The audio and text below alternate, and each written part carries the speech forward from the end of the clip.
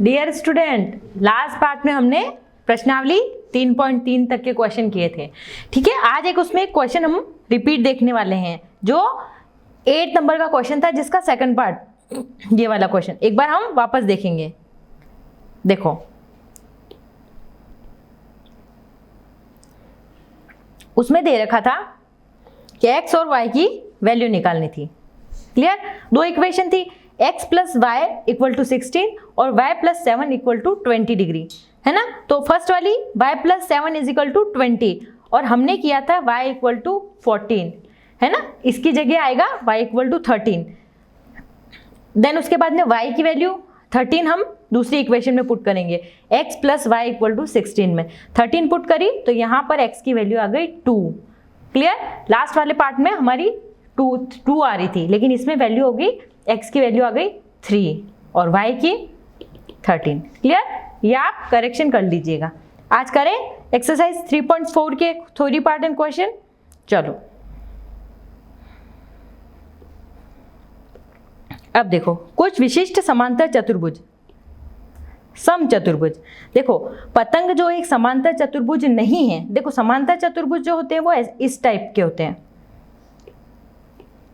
ये ऐसे, जिसकी आमने सामने वाली की जो समांतर भुजा है वो समान होती है, वो समांतर चतुर्भुज कहलाते हैं। लेकिन पतंग की कुछ शेप ऐसी होती है ना, तो वो एज अ सम चतुर्भुज बोल सकते हैं। लेकिन सम चतुर्भुज में चारों भुजाएं समान है, लेकिन पतंग में 2 भुजाएं समान होती है, जो आसन्न वाली होती है, जो पास पास वाली भुजाएं समान होती है।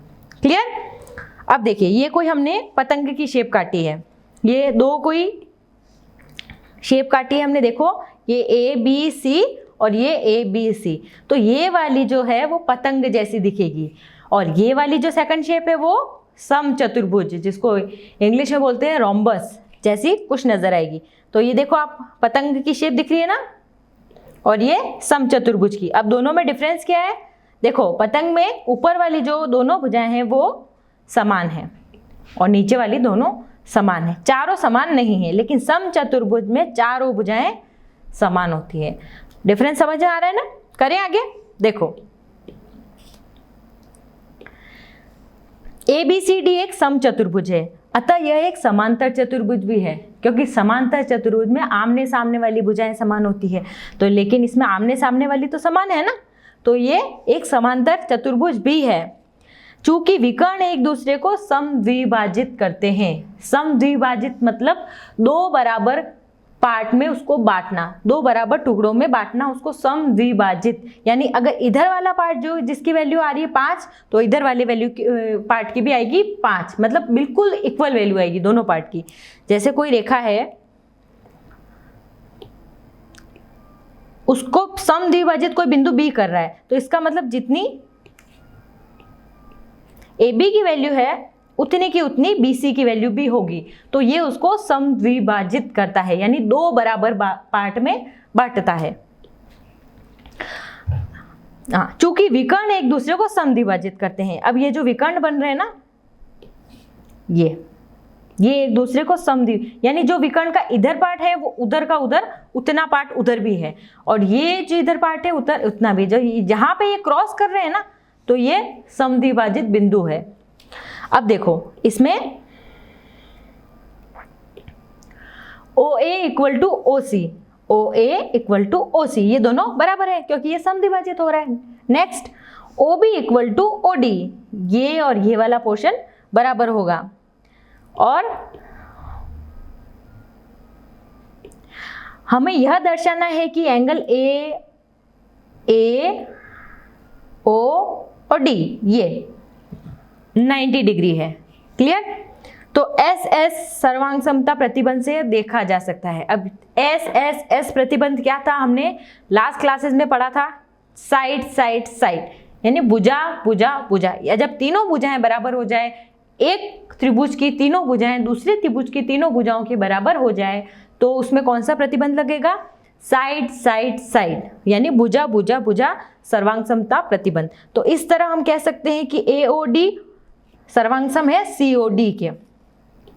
अब देखो, AOD का है,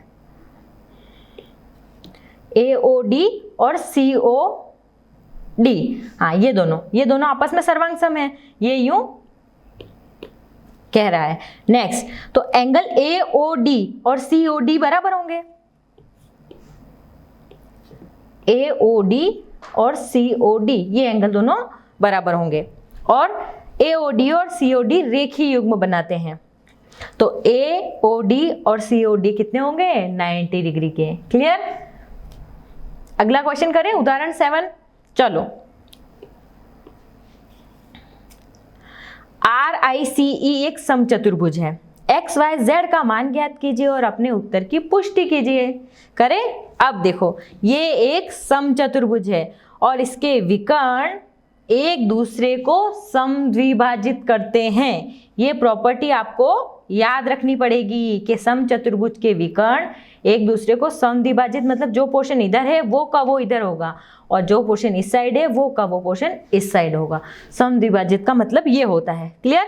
अब आप बहुत अच्छे से देख के बता सकते हैं कि इसमें x का मान कितना है। अब देखो x कहाँ है? ये वाला, यानी विकर्ण का आधा भाग। तो दूसरा विकर्ण का आधा भाग क्या है? 5। तो आप क्या बता सकते हैं? x की वैल्यू कितनी आ गई? 5। और क्या प्रॉपर्टी लगाई? बीच में कारण भी लिखना है। क्यों? क्योंकि विकर्ण समद्विभाजित होते हैं। अब y की वैल्यू आ गई 12। अब ये है y और ये है 12, तो y की वैल्यू भी कितनी हो गई? 12। क्लियर? अब हमको निकालनी है z की वैल्यू। अब वेयर इज z? ये। अब बताओ z की वैल्यू 13 कैसे आई? चलो बताओ मुझे। देखो, ये 5 है, ये 12 है, ये कोई एक त्रिभुज है, इसमें 5 और 12, ये 5 आ गया और ये 12 हो गया क्योंकि समद्विभाजित करा। अब ये मैं कैसे निकालूंगी बताओ? कौन सी प्रमेय? पाइथागोरस प्रमेय। कर्ण का स्क्वायर इज इक्वल टू लंब का स्क्वायर प्लस आधार का स्क्वायर। कर्ण एक बार मान लेती हूँ x, तो x का स्क्वायर इक्वल टू 12 का स्क्वायर, 12 का स्क्वायर प्लस 5 का स्क्वायर। 12 का स्क्वायर कितना होता है? 144, और 5 का स्क्वायर 25। दोनों को मैंने जोड़ा तो 9, 6, 1, 169 x का स्क्वायर है। अब मुझे तो सिर्फ x की वैल्यू चाहिए, तो जैसे स्क्वायर हटा तो इधर क्या लग गया? रूट। तो 169, और 169 किसका रूट होता है बताओ? 13 का। अगर आपको थोड़ा सा कंफ्यूजन हो तो लास्ट वाला डिजिट देख लेना। 3 × 3 किस में आता है? 9 में। तो जो मतलब पीछे 9 किसके आता है वो आप थोड़ा, जैसे 2 × 2 4 होगा, यानी 12 का तो होगा नहीं। 13 का, 14 का देखा तो 4 चौक 16 हो सकता है 6, तो वो तो, लेकिन मेरा पीछे आ रहा है 9, तो यानी वो 13 का ही होगा। तो ये 13 वैल्यू यहाँ से आई। क्लियर? तो हमको x, y और z तीनों की वैल्यू पता चल गई। अब हम पढ़ते हैं एक आयत। अब देखो, आयत जिसकी आमने सामने वाली भुजाएं बराबर हो उसे आयत कहते हैं। आयत एक समांतर चतुर्भुज है जिसके कोण समान माप के होते हैं, जिसके कोण समान माप के होते हैं और वे सदैव 90 डिग्री होते हैं। ये याद रखना। इसकी परिभाषा का पूर्ण अर्थ क्या है? इसकी चर्चा अपने मित्रों के साथ कीजिए, अपने फ्रेंड से डिस्कस करो कि आयत की पूर्ण परिभाषा क्या है, या आयत में किसको बोल सकती हूँ। यदि आयत समकोणिक है तो प्रत्येक कोण की माप क्या होगी? माना कि प्रत्येक कोण की माप x है। जब भी हमको किसी चीज की मान नहीं पता होता है तो हम उसको क्या मान लेते हैं? x। मैंने इसको माना x। ठीक है? अब कितने कोण हैं? 4 कोण, तो कितनी हो गई? 4x। और किसी भी चतुर्भुज के चारों कोणों का, अंततः चारों कोणों का योग होता है 360, तो 360। अब मुझे सिर्फ x की वैल्यू निकालनी है, यानी 360/4, तो कितनी बार गया? 9 बार, तो 90 डिग्री। तो आयत का प्रत्येक कोण समकोण होता है। ये बात आप याद रख लो अच्छे से। क्लियर? कि आयत का प्रत्येक कोण समकोण होता है। अब नेक्स्ट, एक समांतर चतुर्भुज होने के कारण आयत की सम्मुख भुजाओं की लंबाई बराबर होती है। सम्मुख भुजाओं की लंबाई बराबर होती है, ये हमने अभी पढ़ा। और विकर्ण एक दूसरे को समद्विभाजित करते हैं। ये इंपॉर्टेंट बात है कि विकर्ण भी आपस में समद्विभाजित करते हैं। ये देखो ऐसे, यानी जितना पार्ट इधर है सेम का सेम पार्ट उधर है। ये यानी ये जहाँ पे समद्विभाजित हो रहे हैं वो उसका मध्य बिंदु है, और जितना पार्ट इधर है उतना पार्ट उधर भी है। क्लियर? यानी विकर्ण बराबर लंबाई के होते हैं, आयत के विकर्ण बराबर लंबाई के होते हैं। अच्छा, यानी जो विकर्ण की लाइन ये है वो सेकंड वाली लाइन भी सेम होगी, दोनों विकर्ण बराबर होंगे, ये बात भी ध्यान रखना। अब ये मेरा कुछ ABCD एक आयत है, इसमें मैं देखूँ तो ABC ये एक त्रिभुज है और ABD ये एक त्रिभुज है, दोनों की आकृतियां तो ABC सर्वांग सम है ABD के। क्यों? देखो,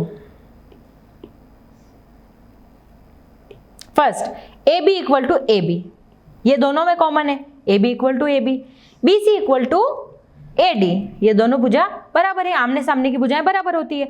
और कोण A इक्वल टू कोण B, कोण A और कोण B बराबर है। क्यों? क्योंकि 90 डिग्री है।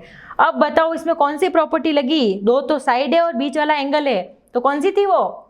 साइड एंगल साइड, दो भुजाएं और उसके बीच का कोण, ये भुजा और ये भुजा और इसके बीच का कोण, दो भुजाएं और उसके बीच का कोण वाली प्रॉपर्टी थी, तो SAS प्रॉपर्टी।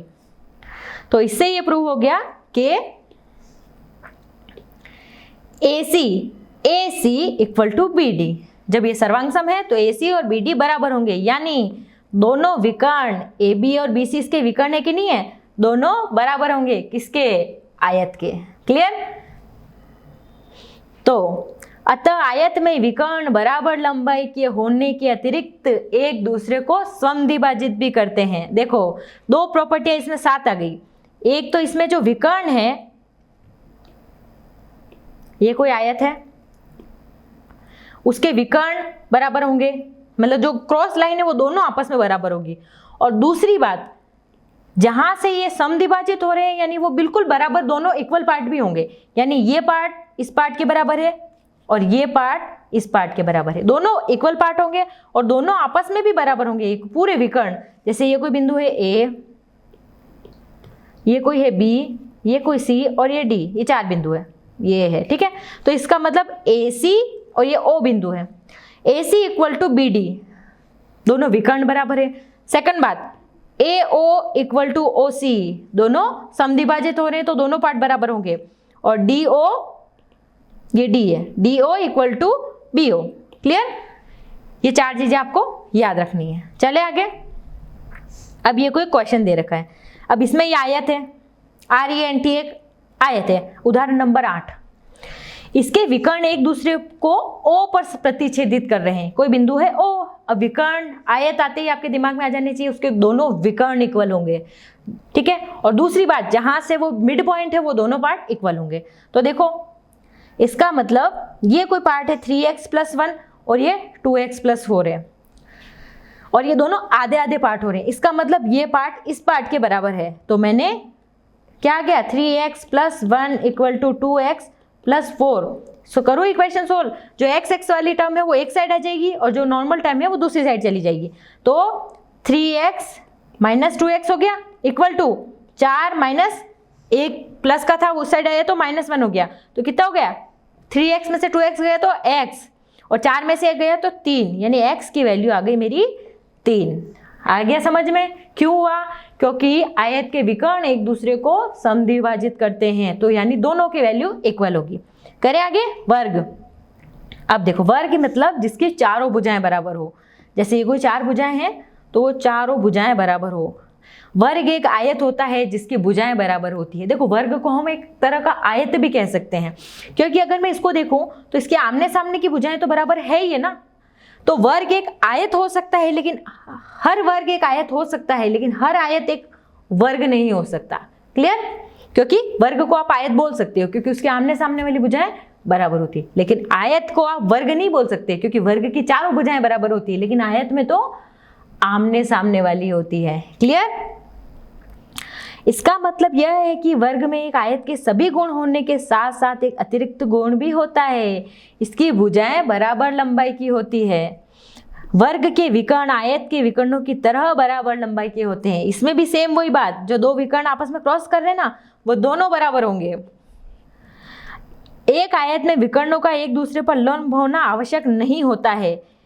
किसी वर्ग में विकर्ण एक दूसरे को समद्विभाजित करते हैं, बराबर लंबाई के होते हैं, और एक दूसरे को समकोण पर समद्विभाजित करते हैं। अब देखो वर्ग में जो थे वो आपस में जरूरी नहीं कि एंगल 90 डिग्री हो हमेशा, ये जो आपस में विकर्ण क्रॉस होके बना रहे हैं ना वो वाला, लेकिन वर्ग में हमेशा जो ये विकर्ण क्रॉस कर रहे हैं वो हमेशा बराबर होंगे। जैसे ए बी सी और डी। एक सेकंड अपन वापस बनाते हैं। ये कोई वर्ग है, उसमें विकर्ण खींचे मैंने ये। अब इसको मैं वो ए बी सी और डी, ये कोई 4 पॉइंट है। क्लियर? तो अब इसमें ए सी इक्वल टू बी डी दोनों होंगे। क्लियर? क्योंकि दोनों विकर्ण बराबर होंगे और ये कोई पॉइंट है, और जहां से वो समद्विभाजित करते हैं वो दोनों भाग भी बराबर होंगे, यानी D O equal to B O. दूसरा A O equal to C ओ। और एक चीज और, इसमें जो हर कोण, ये विकर्ण आपस में एक दूसरे को काट रहे हैं ना, वो 90 डिग्री पर काटेंगे, यानी जो angle A O B equal to 90 degree, यानी इसके जो चारों एंगल है वो 90 डिग्री है। लेकिन आयत के केस में ऐसा नहीं था। क्लियर? ये चीज समझ में आ गई? विकर्ण बराबर होंगे, विकर्ण एक दूसरे को समद्विभाजित करते हैं, यानी वो दोनों इक्वल होंगे आपस में भी, और जो जहां से समद्विभाजित हुए वो दोनों पार्ट भी बराबर होंगे। और दूसरा, जो आपस में एक दूसरे को क्रॉस कर रहे हैं तो हर एंगल समकोण होगा वर्ग में। क्लियर? ये 3 चीजें आपको याद रखनी है, लेकिन आयत में ऐसा नहीं है, हर कोण 90 डिग्री का नहीं होगा। अब ये कोई एक वर्ग है पी क्यू आर एस दे रखा है, देखो इसमें ये कोई क्रॉस हो रहा है और ये हर एंगल 90 डिग्री का है, तो ये हम जांच कर सकते हैं। अब ए बी सी डी कोई एक आकृति 3.43 है। आकृति एक वर्ग है जिसमें विकर्ण एक दूसरे को ओ पर प्रतिच्छेदित करते हैं। A O equal to C O. Yes, क्योंकि वर्ग एक समांतर चतुर्भुज है। अब ए ओ डी और सी ओ डी ये दोनों सर्वांग है। एक तो ये वाला चतुर्भुज और एक सी ओ डी ये वाला, ये दोनों आपस में सर्वांग है ना। तो ए ओ डी और सी ओ डी एंगल हो जाएगा और प्रत्येक कोण कितना होगा? 90 डिग्री। ये वर्ग की प्रॉपर्टी है। अब करें प्रश्नावली 3.4। देखो बहुत ही इंटरेस्टिंग प्रश्नावली। अगर आपको ये पूरा चैप्टर समझ में आ गया ना, तो आप ये इसका सार है एक तरह से, जिसमें आपको मतलब सोच के आंसर देने। इसमें ऐसे कोई सीधे step by step equation solve नहीं करनी, इसमें आपको सोच के आंसर देने कि बताइए, पहला क्वेश्चन बताइए कथन सत्य है या असत्य। फर्स्ट,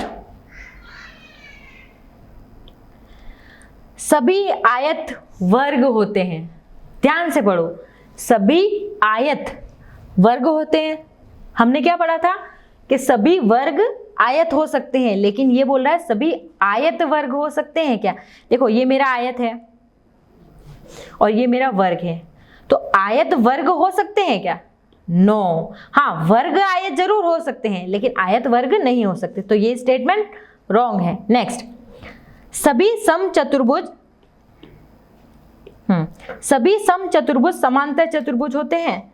सभी समचतुर्भुज, ये मेरा कोई समचतुर्भुज है, तो ये समांतर हो सकते हैं क्या? देखो समांतर चतुर्भुज की प्रॉपर्टी क्या थी? उसकी आमने सामने वाली भुजाएं बराबर है। तो समचतुर्भुज में भी हम चारों भुजाएं इक्वल नहीं देखिए, मैं अगर 2-2 भुजाओं को लूं तो ये आमने सामने वाली भुजाएं है कि नहीं है, तो ये मेरी हो सकता है ना समचतुर्भुज, समांतर चतुर्भुज। यस, सभी वर्ग समचतुर्भुज और आयत भी होते हैं क्या? सभी वर्ग, ये कोई मेरा वर्ग है, वो समचतुर्भुज भी हो सकता है। यस, क्योंकि इसकी चारों भुजाएं बराबर है। और आयत भी हो सकता है क्या? आयत हो सकता है ना, आयत की आमने सामने वाली भुजाएं बराबर है। तो अगर वर्ग में चारों भुजाएं न लूं, खाली आमने सामने वाली भुजाओं को देखूं, तो ये बराबर है। और समचतुर्भुज भी है जिसकी चारों भुजाएं बराबर है। क्लियर?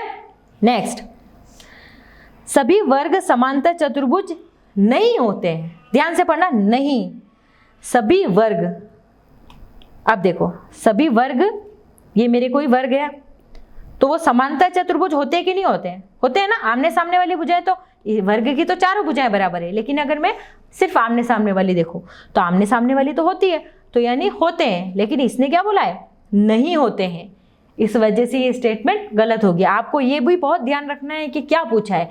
नहीं लगा दिया अगर तो उसका मीनिंग उल्टा हो जाएगा। और अपन जल्दी जल्दी में पढ़ लेते हैं कि सभी वर्ग समांतर चतुर्भुज होते हैं, ये लिखा है नहीं होते हैं। क्लियर? सभी पतंगे समचतुर्भुज होती है। अब सभी पतंगे, अब पतंगे की कुछ शेप ऐसी होती है जिसमें ये दो भुजाएं बराबर है। अब ये बोल रहा है कि सभी पतंगे समचतुर्भुज होती है। भाई समचतुर्भुज तो मेरा जिसकी चारों भुजाएं बराबर हो, तो ऐसी पतंग की शेप नहीं होती है, यानी ये स्टेटमेंट गलत है क्योंकि सभी पतंगे समचतुर्भुज नहीं है। नेक्स्ट, सभी समचतुर्भुज पतंग होते हैं। सभी समचतुर्भुज जिसकी चारों भुजाएं हैं, हाँ वो पतंग हो सकते हैं क्योंकि ऐसी शेप की भी तो पतंग हो सकती है। लेकिन सभी पतंगे है ना समचतुर्भुज नहीं हो सकती, क्योंकि समचतुर्भुज की तो चारों भुजाएं बराबर होनी चाहिए। लेकिन कोई पतंग की शेप जिसमें दो ऊपर की दो भुजाएं और नीचे की दो भुजाएं आपस में बराबर हो, तो ये स्टेटमेंट सही है। जी, सभी समांतर चतुर्भुज समलंब होते हैं। देखो समांतर चतुर्भुज ये कोई है, वो समलंब भी होते हैं, आपस में समलंब होते हैं। यस। नेक्स्ट, सभी वर्ग समलंब होते हैं। अब ये कोई मेरा वर्ग है तो ये समलंबी है, तो ये भी स्टेटमेंट सही है। क्लियर? सत्य और असत्य समझ में आ गए ना? अब आप बता सकते हो ना? अब आप वीडियो पॉज करो, एक बार सारे क्वेश्चन आप खुद से करो कि आप खुद से समझ पा रहे हो कि नहीं, क्योंकि देखो इसमें आपको समझना और डायग्राम बनाना भी बहुत ज़रूरी है। आपके दिमाग में इमेजिन होना चाहिए कि आयत की शेप क्या है, वर्ग की शेप क्या है, पतंग की क्या है, समचतुर्भुज की क्या है। तो आप खुद से बना के देखो कि एक बार कॉपी बंद करो, आयत की शेप कैसी है, वर्ग की कैसी है, समचतुर्भुज, समांतर, सबकी आप खुद से सारी शेप बनाओ। क्लियर? तो आपके दिमाग में सारी चीजें फिर क्लियर होगी। चले आगे। उन सभी चतुर्भुजों की पहचान कीजिए जिनमें चारों भुजाएं बराबर लंबाई की हो। उन चतुर्भुजों को बताना है जिनकी चारों भुजाएं लंबाई बराबर में हो। बताओ कौन से ऐसे चतुर्भुज हैं जिनकी चारों भुजाएं बराबर होती है? तो आपके दिमाग में सबसे पहले क्या आया? वर्ग। सेकंड नंबर पे समचतुर्भुज जिसकी चारों भुजाएं बराबर थी ना। तो देखो एक तो वर्ग है जिसकी चारों भुजाएं बराबर है, और एक समचतुर्भुज, ऐसा कुछ था ना जिसकी चारों भुजाएं बराबर है। तो कौन कौन हो गए? वर्ग और समचतुर्भुज। अब दूसरा, चार समकोण हो। अब देखो चार समकोण किस किस में होते हैं?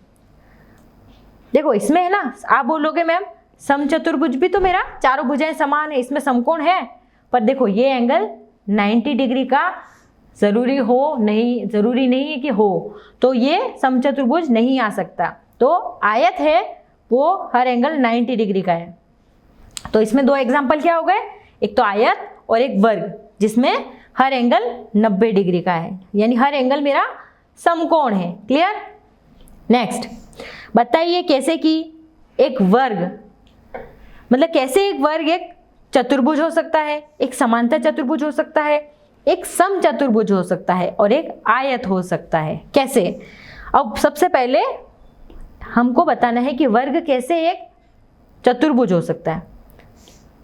तो ये मेरा कोई वर्ग है, तो वो चतुर्भुज हो सकता है कि नहीं हो सकता है? वर्ग की चार भुजाएं होती है और चतुर्भुज जिसकी चारों भुजाएं हो। चतुर्भुज में आप कुछ भी ले सकते हो, वर्ग, आयत, समांतर चतुर्भुज, मतलब जिसकी चार भुजाएं होनी चाहिए। तो वर्ग एक समांतर चतुर्भुज है कि नहीं है?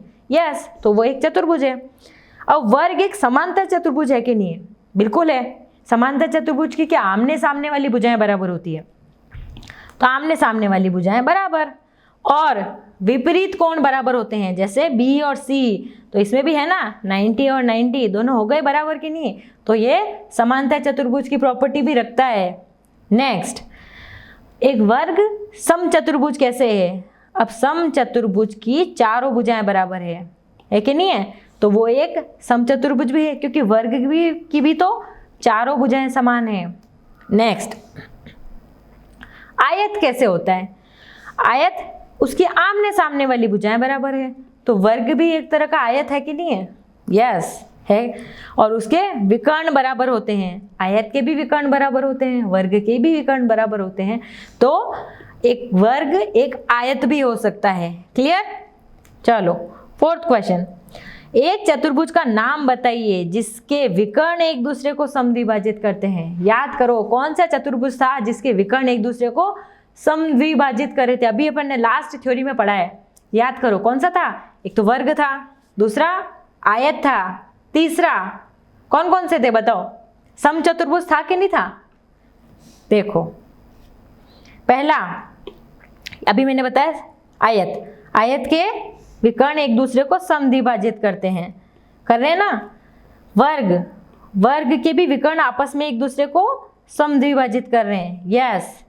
फिर समचतुर्भुज, समचतुर्भुज के विकर्ण भी एक दूसरे को समद्विभाजित कर रहे हैं, यस। और एक और है समांतर चतुर्भुज, जो हमने पिछली वाली एक्सरसाइज में देखा था, उसमें भी विकर्ण एक दूसरे को समद्विभाजित करते हैं। तो 4 एग्जाम्पल, समांतर चतुर्भुज ये फर्स्ट वाला, आयत जिसकी आमने सामने की भुजाएं बराबर होती है, वर्ग जिसकी चारों भुजाएं बराबर होती हैं, और है समचतुर्भुज जिसकी चारों भुजाएं बराबर हो।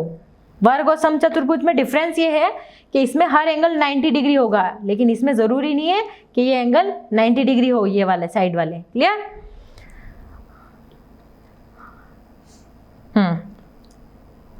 एक दूसरे पर लंब समद्विभाजक हो। ऐसे कौन से चतुर्भुज है जो एक दूसरे पर लंब समद्विभाजक हो? तो वर्ग, ये देखो लंब समद्विभाजक, समचतुर्भुज, ठीक है, तो वर्ग और समचतुर्भुज जो लंब समद्विभाजक हैं। नेक्स्ट, बराबर हो, मतलब जिसके विकर्ण, विकर्णों की बात हो रही है, ये विकर्ण लंब समद्विभाजक है ना ये। और विकर्ण बराबर किस किस में थे? याद करो, एक तो था आयत और एक था वर्ग, है ना, जिसके विकर्ण बराबर थे। नेक्स्ट, बताइए एक आयत उत्तल चतुर्भुज कैसे है? अब याद करो उत्तल क्या होता था और अवतल क्या होता था।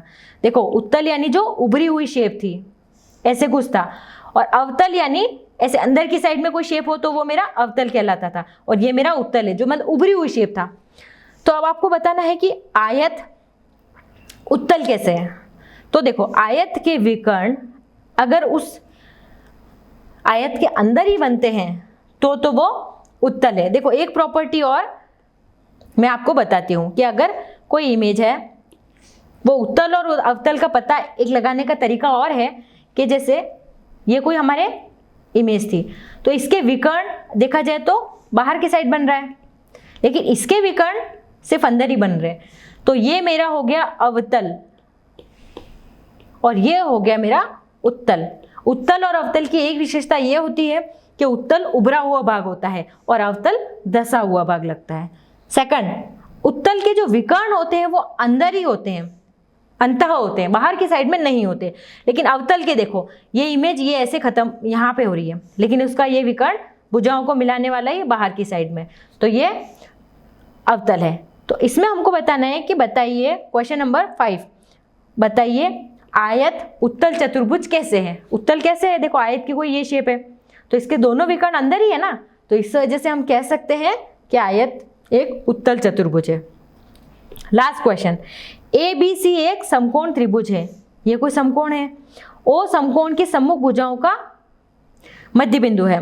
बताइए O बिंदु ABC से समान दूरी पर स्थित है, मतलब ये दूरी और ये दूरी, ये तीनों आपस में समान है। तो देखो ये कोई मेरा चतुर्भुज है, ठीक है, तो उसमें मुझे बताना है कि ये AO और OC ये तीनों समान दूरी पर है। तो आयत के विकर्ण बराबर लंबाई के होते हैं तथा एक दूसरे को समद्विभाजित करते हैं। हमको पता है ना आयत की प्रॉपर्टी क्या होते हैं, कि इसके लिए हमने समझने के लिए ये लाइन और ड्रॉ कर दी। तो एक तरह से आयत हो गया जिसकी आमने सामने की भुजाएं बराबर हो, तो आयत के सभी विकर्ण आपस में बराबर होते हैं। तो ऐसे हम कह सकते हैं कि AO equal to BO equal to CO equal to DO। Clear? ये हमारा चैप्टर फिनिश। अब एक बार हम इसकी समरी पढ़ लेते हैं कि आइए हमने क्या चर्चा की। सबसे पहला चतुर्भुज और उसके गुण। पहला चतुर्भुज समांतर चतुर्भुज। देखो समांतर ऐसी शेप में होता है, हल्का सा टेढ़ा ही लिए हुए, जिसकी आमने सामने वाली भुजाएं बराबर हो और समांतर हो, पैरेलल हो, इसको बोलते हैं। इसकी प्रॉपर्टी है सम्मुख भुजाएं बराबर होती है, सम्मुख कोण बराबर होते हैं। अब देखो, यानी ये कोण और ये कोण बराबर है, और डी और बी बराबर है ऐसे, और विकर्ण एक दूसरे को समद्विभाजित करते हैं। यस, आपस में एक दूसरे को काट रहे हैं बराबर। समचतुर्भुज, समचतुर्भुज कुछ ऐसा होता है जिसकी चारों भुजाएं बराबर माप की होती है। इसकी प्रॉपर्टी गुण समांतर चतुर्भुज के सभी गुण होते हैं, मतलब ये इसके जो गुण थे वो सारे के सारे इसमें भी हैं। और विकर्ण परस्पर लंब होते हैं, ये विकर्ण जो आपस में काट रहे हैं ना, ये लंब पे होते हैं, मतलब 90 डिग्री पे होंगे। अब ये है आयत, आयत कुछ ऐसी शेप में है, ये है मेरा आयत, ये 90 डिग्री एंगल बनाता है हर। तो एक समांतर चतुर्भुज जिसमें एक कोण समकोण होता है, ये वाला जो कोण है ना ये 90 डिग्री। समांतर चतुर्भुज के सभी गुण होते हैं, इसके सभी गुण इसमें हैं। दूसरा, प्रत्येक कोण समकोण होता है। यस, विकर्ण बराबर माप के होते हैं, ये विकर्ण आपस में क्रॉस हुए ना, ये बराबर माप के। यस, दोनों आपस में जो दोनों विकर्ण बराबर थे ना, वर्ग और आयत के दोनों के।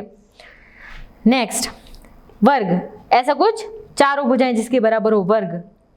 एक आयत जिसकी सभी भुजाएं बराबर होती है, ये एक आयत भी कह सकते हैं हम इसको, जिसकी सभी भुजाएं बराबर है। समांतर चतुर्भुज, सम चतुर्भुज तथा आयत सभी के गुण होते हैं, इसमें इन तीनों के गुण होंगे। नेक्स्ट, पतंग। अब देखो, पतंग की कुछ ऐसी शेप है जिसकी ये भुजा और ये, और मतलब दो भुजाएं, दो आसन्न भुजाएं आपस में बराबर है। तो एक चतुर्भुज जिसमें दो आसन्न भुजाओं के युग्म बराबर हो, मतलब आसन्न भुजाएं यानी पास पास वाली, अपोजिट नहीं है, आसन्न यानी बिल्कुल जो उसके नियर है। तो देखो, इसकी आसन्न भुजा BC की कौन है, CD, AB की कौन है, AD, तो ये आसन्न है आपस में। और विकर्ण एक दूसरे पर लंब होते हैं। यस, 90 डिग्री पे होते हैं।